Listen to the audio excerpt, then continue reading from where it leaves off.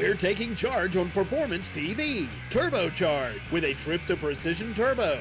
Then it's back to the studio where we strut our stuff, put a dolly to bed, and see how small we can make an engine stand.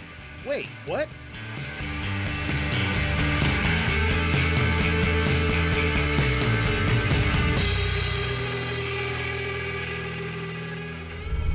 Welcome to this week's Performance TV, where we continue our visit here at Precision Turbo. And we've had an opportunity on a previous segment to see all of the great things that they do here with lots of new technology with their 3D printers. They even have robots. But Jim, who's the purchasing manager here for Precision Turbo, you guys also have a lot of what we consider regular, everyday, kick-butt CNC machines. Right. We have multiple CNC machines where we manufacture and machine a lot of our components, turbine housings, compressor covers, some of the supporting materials as far as flanges for turbochargers and intercoolers, and some small fuel system components as well. Yeah, I mean, that way you guys are able to really keep an eye on everything, because you're doing so much here in-house. Most definitely. With the CNC machines, it gives us the ability to, at any time, develop new product, bring it to market faster, and we keep real good, tight control of the quality that way as well. Well, you know, you mentioned being able to bring things to market faster. We are standing in a room that's referred to as the cage, and that's not just for, you know, crazy employees because they need to be in the cage. Ha, ha, ha, I just had to say that. But no, this is where we're finding all types of raw materials that you have so many things here on the shelf that are ready to go together at any given time. Right. In this area, we warehouse the components that have already been inspected and they're certified and qualified for assembly. Compressor covers, compressor wheels, turbine housings. With our cartridges, which we assemble in batches, we warehouse the cartridges, and then we have the ability with the turbine housings and covers to meet the customer's need for a specific application. Yeah, they're going to be able to call up and you guys can assemble it, put it together. They're not going to have to wait 3 or 4 weeks to get something because you guys have the raw materials ready to go. That's right. We try and ship within a 48-hour period of time. So by having cartridges built and by being able to put end housings on, we can satisfy a customer's needs in a relatively short period of time. All right, so customers called up, they're ready to go, so somebody's got to assemble this stuff.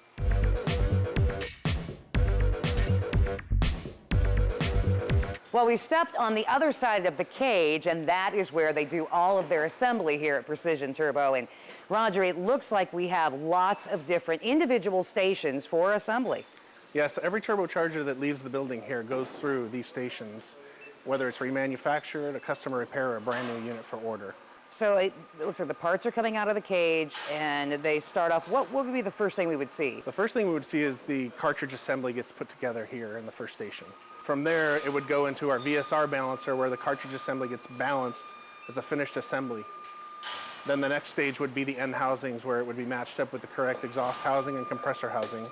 Then it goes through final inspection before making its way down to shipping. Well, take me back to the machine where we're doing the balancing. The VSR balancer. Yeah, how does that work? Even though we balance the components individually before they go in the turbocharger, as an assembly, as another step for quality, we make sure the complete unit is balanced with all the parts together. Oh my gosh, I mean, that's something that you definitely would want to do because these things are spinning. I mean, how fast per second? Yeah, over 140,000 RPM.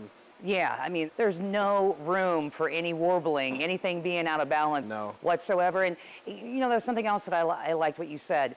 No matter if it's a brand new part or if something has come back in to be looked at or whatever, every single turbocharger is coming through this line. Absolutely. Again, so we hold the same quality standard to the turbochargers. The same guys are assembling, that's what they're trained to do, that's what they do on a daily basis, so they know the ins and outs of the assemblies. So I bet they could put these things together with their eyes closed, just about. I think they can.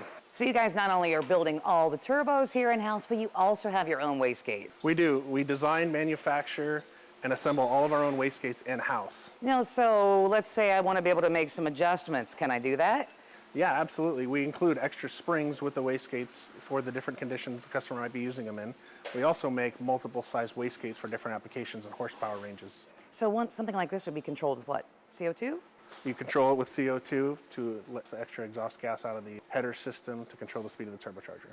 Awesome. I just can't get over all the great stuff that I'm seeing. And now it's time to put it all together and start shipping it out.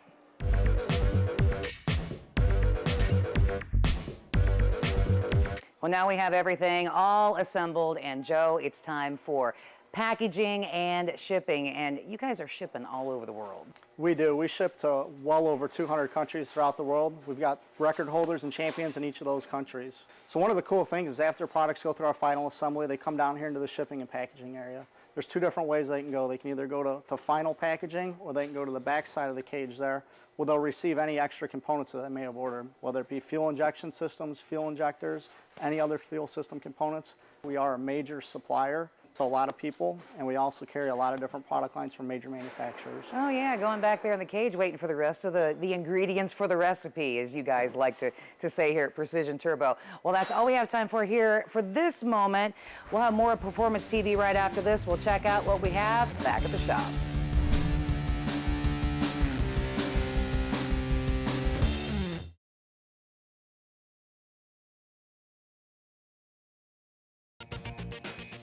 This edition of Performance TV is being brought to you by Stage 8, the world's best locking fastener. IA Coatings, over 50 years of experience in the performance coating industry. Machinist Mate, dedicated to bringing new revolutionary cleaning products to the market. And by Dustless Blasting, it's the future of surface preparation. Welcome back to Performance TV. If you've ever had to do any work underneath the bed of your truck and need to take the bed off, that's a tough job. You either need 8 hands or a lot of friends, and hopefully they show up. We've got a tool on today's show. It's going to make that a one-person job. It's the Lift King by Proline Tool and Supply. I've got Rick here with me. This is a great tool. It's going to make this job really simple. It's really small footprint, 3 feet by 3 feet. You can store it in the corner of your garage, but it'll make this a one-person job. Yes. Now, it's really easy to put down and get ready to go. It's about 30 seconds to get this thing, and we're going to take the bed off? Yeah, probably a couple All right, minutes. We'll walk get me it through going. the steps here, Rick. You just got to put our legs down? Yep, we're going to put the legs down. As simple as putting drug down, putting the pin in. Yep. Put the pin back in the hole. You can see how small of a footprint it was when the legs were tilted up. That's a really neat feature. It makes it very easy to store and put away when you're not using it. Yes.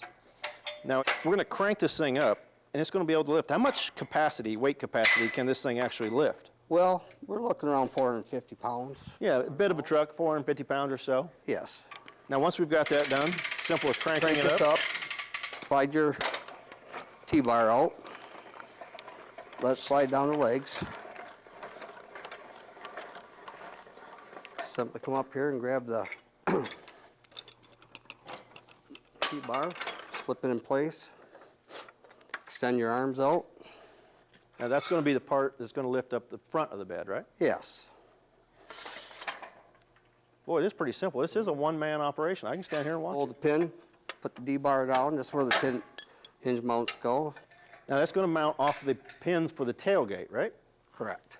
Now, pretty much every truck has that on it. Yes. Now we just wheel it around. It's really simple, mobile. Just slide it under your truck bed. You're making this look pretty easy.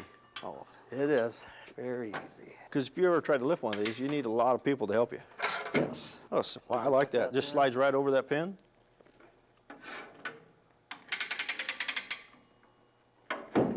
Right in place. Now our back is secure. What do we got to do in the front? Well, we got to put the front down here a bit. Adjust the height where this, Yes. it'll secure right underneath the lip of the bed, right? Yes. Put these under the bed rail. Simple as that. Man, I like how easy this is to use. Come here, pick the front end up like an inch and a half on the front mount. Yeah, just make sure you're in the right position there. Oh, that one there's too tight. Now you're going to pick up the front a little bit, still secured in the back here off these Yes. pins. Just Now like just it, basically pick it up. crank it up.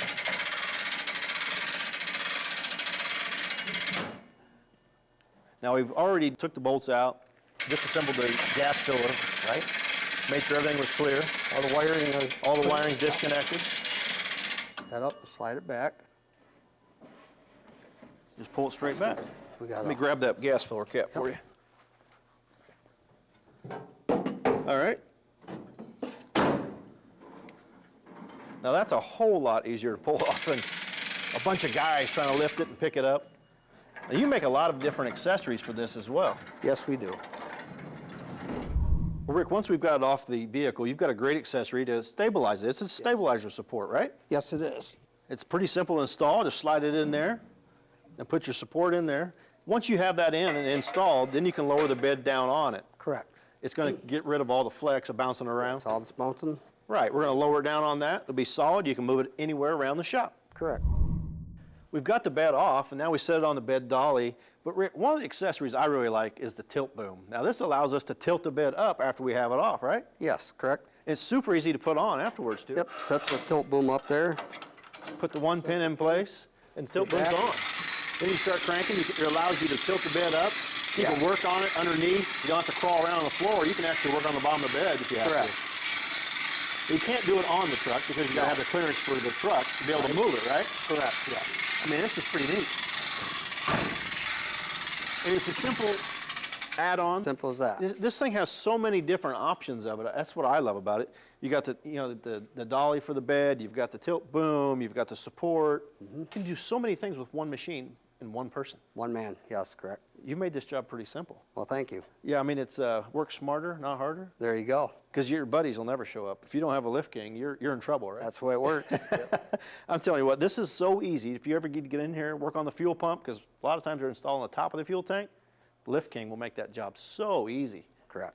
Yeah, and you can do this in your garage. It's mobile, too. It's not something, if you got a chain hoist, the truck's got to be in the same spot. Otherwise, this thing, you can take it anywhere you want. Yes, correct. I'll tell you what, he's going to put this on. He said it was a one-man operation. We got to take a quick break, so I'm going to get out of here while he puts it back on by himself. We'll be back with more Performance TV after this.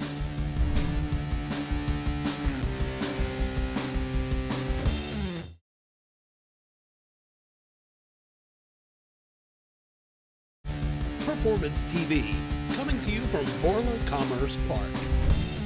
Welcome back to Performance TV. You know, all of us are familiar with this type of engine stand. Do our assembly, flip it over, do the bottom end, but after that, that's about all this engine stand is good for. Kathy, I've got a solution to that problem. It's the TSS engine run stand. Now, what sets this apart from all the rest of the run stands is its compact size. It's, you know, we've seen them, they're big. They're got to have shop space for it. This here folds up, compact, and it's easy to assemble and put together when you're ready to use it, but it doesn't take up any space in your shop when you're not using it. Well, I want to see how you... Well, let me show you how easy this is. It's really simple. It's got a few pins here and there, and it all unfolds. Simply take these out, take this out, safety, so it doesn't fall down on you. Right. And then let it down. Well, check that out. Now, that's the size we usually see. Yeah, taking up that much room in your shop. Some of the other great features about the TSS engine run stand is being able to be anywhere around your engine while it's running, and check out the gauges and what is going on. It moves all over the place. Yes, it does. You can run it from anywhere. I can be over here on this side of the engine, still see the gauges. And unlike some of the other ones I've seen, this has a full set of gauges. Everything from the tach, volts, oil pressure, water, and this one even has boost. And I think this is the only one I've seen like that. Right, a lot of turbos nowadays. Yeah, and if you need to check out your fuel pressure, you've got your fuel pressure gauge right here on top of the regulator. You have your fuel pump, so if you're running fuel injection or whatever type you are using, it's going to have you covered. Yeah, and it's got a transmission mount, universal. You can put a transmission on it. You run the transmission, not only the engine, the transmission as well. Battery mount. What's really cool is the coolant. Yes. It has a radiator. They all have radiators. You gotta have water or coolant to run your engine. This is self-contained. You can reuse it. It has a little pump on it. You open the valve, fill the radiator. When it's full, you got a little clear line, tells it's full. After that, when you're done, open the valve back up, drain it back into the tank. Oh, wow. So you're not going to lose any coolant. You're going to be making any mess. You can run 3 or 4 engines a day, same coolant. Same coolant. No mess on the floor.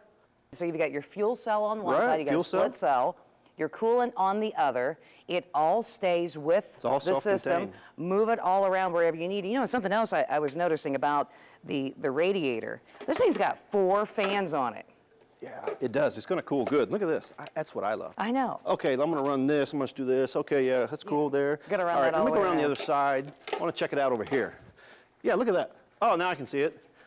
Transmission looks good back here. Still see all the gauges. Yeah, need to make any adjustments on top of the carburetor, just move it around. Needs to be able to see over here, or your fuel injection, or whatever you may have. All the universal mounts too.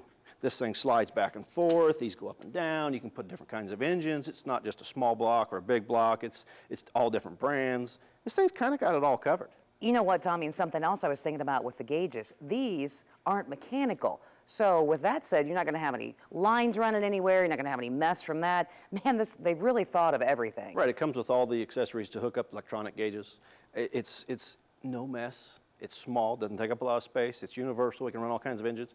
The radiator has different outlets on it, inlets on it. You can put any kind of imaginable combination on here you can think of. Absolutely. And, you know, once you put a motor together, well, you kind of need to hear it.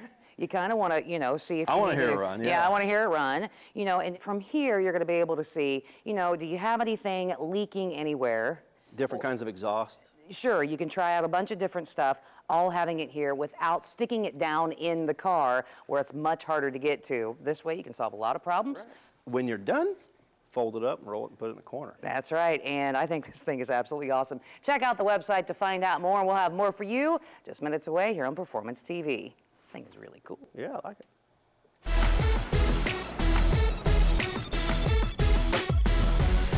This week's zMAX Micro Lubricant Minute, tested, trusted performance. There's a reason why they say that about zMAX. Right, if you want to find out how something works, you test it. And zMAX has a wide range of testing, but the protocols set by SAE and ASTM, they go by those. They test all kinds of things. Fuel economy, coefficient of friction, emissions, wear. They got a whole slew of tests that they do, and it proves that it works. Yes, over 70 years of testing and multiple times on different items in the engine. And you can see all of those tests that they've done. They've listed them. They're very proud of them because, hey, they're showing results. And if you want to find out and read more about the test, they have all of that listed on their website. You can be using it in all of your different engine components, big engines, small engines, right down to the transmission and so much more. It's not an additive, it's a metal treatment. It carries on the liquids, whether it be oil or fuel, to the metal. That's how it works. Yes, and it's tested and proven to work. Find out more about what it can do for you. Just hop on their website at zmax.com.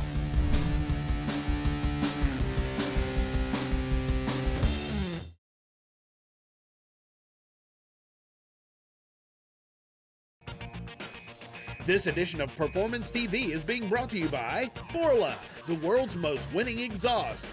Extreme Polymers, experience extreme performance. Duff, the Bronco experts. And by Dustless Blasting, it's the future of surface preparation. Welcome back to Performance TV. It was good to be back here in the shop, and we've got a Honda Pilot that needs some new struts. It wasn't real fun to drive anymore, so we've already got the old struts out, getting this one compressed to get it put back in, using our nice little handy machine here. Well, we have our strut reassembled and ready to put back together and pass that along to Dave Welch joining us, going to be guest hosting here on Performance TV. And Dave, I want to thank you for getting that out so I could get it all put together and get the new one ready, but you did have a little bit of help. Yeah, we use some PB Blaster. It's always good to use on your bolts. It takes them off a lot easier, and you can also use it to clean up. You know, and there are several tips and some things that people need to look out for when they're doing a strut change like this. And you had a really good tip when we were taking the old one out. Right, you definitely want to mark which bolt is coming out of which hole so that you can get everything lined back up where in the original spot. Also, keep an eye out for your brake lines and your sensor line that's down on your brakes. That's right. It's not just mechanical stuff that we're dealing with down there. There's a lot of electronics too, especially on today's newer vehicles. Well, if we want to go ahead and I'll help you see if we can get this lined up, if you want to go ahead and tuck it on down in there. Yep, it's definitely a two-person job. Makes it a lot easier. I like your job though, down that the way you're doing yours. I like this one up here. Yeah, I'll trade you out next time. All right. Oh, we have to have the guests have some fun, you know. We need to. We just need to get this set. Now, I'll put a screwdriver in here, and this will semi-position it, but it'll still give me some versatility in moving around while we're getting positioned at top. Right. How's that looking up there, Kathy? That's pretty good. I'm holding on to the center here. Let's see if we can get her guided in there. All right. Go back just a little bit. Whoops. Oops, too much. My fault. Okay, if you want to keep coming on up. I'm going to take a peek at this. Looks like we need to turn it just, there we go. We're getting close. There we go. That's it there. Guide her on up. Okay, if you can get a couple of bolts up on top for me, I can finish this off down at the bottom. Remember when you're taking off bolts, nuts, if you can, put them back in the original position So this way you can find them a lot quicker. What about tightening up on top yet? Since you still need to make some Right. adjustments down there, you probably don't want to tighten at the top. Right, yeah, just hold that for just a bit while I get this set up, and then we'll be able to tighten our top. You might also want to use a little bit of thread lock on these. We don't want our front end coming back apart on us. No, we put these parts through a lot of work, and which is why this gentleman needed to change his here in the Honda. Right, pretty standard stuff on cars. Get this here all back together. We get our brake lines in. And we also have our sway bar links here. Keep an eye on these and make sure they don't have a lot of play in them, because they can make a noise when they wear out. So we'll get everything basically set up, and then we'll start tightening. And we'll just snug everything up first, and then we'll tighten everything. You don't want to just necessarily grab one bolt right here and torque it all the way down. You want to snug them all up first, and then you want to tighten them down. To just grab it and torque it, you might bend plates or do damage. So always take it nice, slow, and easy, and you'll be all right. We hear a lot about how many miles for shocks, but what about struts and how they act different than a shock would? Well, really a strut's just a shock with a spring on it, so it's basically the same exact thing. And you'll want to replace those the same interval you would want to do shocks, which is typically about 30 to 60,000 miles, depending on which vehicle you have. Yeah, and how you drive it, if you're taking it off-road or whatever. Okay, I'm just Right. going to snug these just a little bit, because you know what, Dave? We're starting to run out of time here. We're going to get this all finished up, get the other side done. This vehicle's going to ride a whole lot better. That's all we have this time around here on Performance TV. We'll see you next week.